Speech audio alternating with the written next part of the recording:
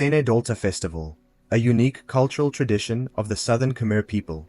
Every year, as the rice planting season comes to an end, the Khmer people in southern Vietnam eagerly prepare for one of their most important festivals, the Sene Dolta, also known as Sen Dolta or Pchum Ben. The festival is an occasion for the younger generations to embody the Vietnamese saying, when drinking water, remember its source, pay respects to their grandparents and ancestors, and commemorate those who have passed away. According to records on the Theravada Khmer Buddhism website of the Vietnam Buddhist Sangha, in Khmer language, Sene means offering, Dol means grandmother, and Ta means grandfather.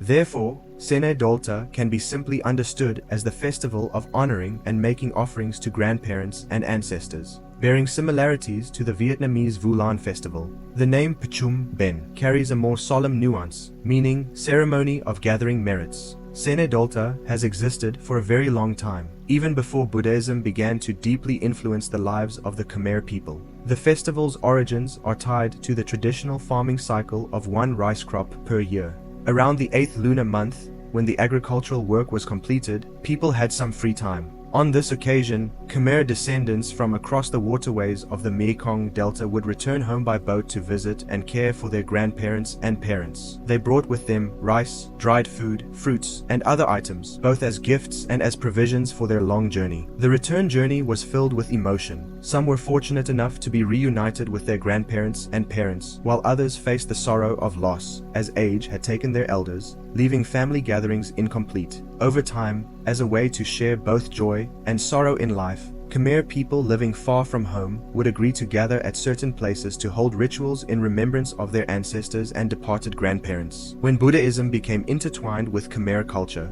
temples turned into sacred venues for these ceremonies, including Sene Dolta. Since then, the festival has been observed in pagodas from the 16th to the 30th day of the lunar month of Bhadrapada, the 8th lunar month, with the most solemn rituals held during the last 3 days. This has become a shared convention and a cherished cultural tradition passed down through generations. In many southern provinces, such as Cha Vinh, Soc Trang, and Kien Yang, the Khmer festival has grown beyond a purely spiritual event to become a cultural gathering that also welcomes participation from the King and Hua communities. This blending of traditions creates a vibrant cultural mosaic, reflecting the spirit of solidarity among different ethnic groups in the southern region.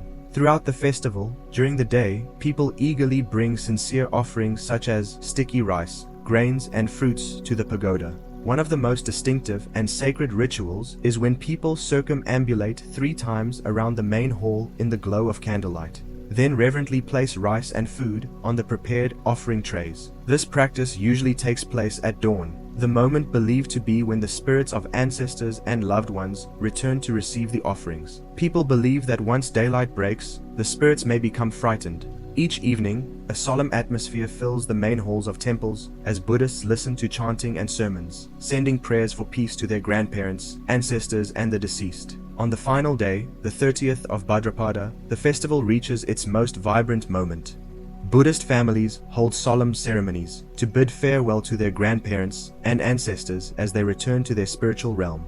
Everyone gathers together, each carrying trays of rice, cakes, and baskets of fruit, all reverently offered to the monks. Only after the monks perform the chanting rituals, dedicating merits and blessings to the departed souls and the entire families, does the Sene Dolta festival officially conclude in fulfillment. It can be seen that the Sene Dolta festival plays a vital role in shaping the personality and ethics of the Khmer people in the south. Above all, it educates filial piety, gratitude to the origin, family, and connects people with traditional values. Through that, we see the deep similarity between Buddhist ethics and social morals, contributing to a strong foundation for maintaining a virtuous way of life in Phum and Soc Khmer villages. To preserve and promote the values of the Sene Dolta festival is to safeguard the very soul and essence of a community rich in cultural identity.